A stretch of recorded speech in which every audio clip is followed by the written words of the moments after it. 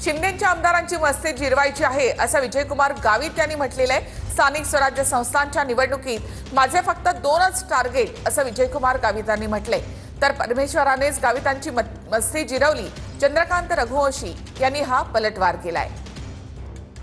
काय फासडे पुस्तान तो पुस्तान तक्रार केता मैंने मैं ठरवू न मा टार्गेट बेंजा था काय केड़ा था मा टार्गेट बेंजा था एक चंद्यो आणि भीरो अंशो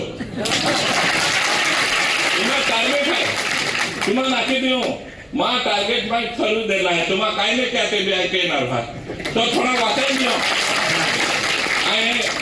एकलो जातो मुंबई में आया फोन सारा जास्ती मस्ती केला टेकी आपण या मस्ती बिरवूल आहे मना कोण नाही। मस्ती तर खरं पाहिलं तर परमेश्वरानेच विजयकुमार गावितची जिरवली आहे।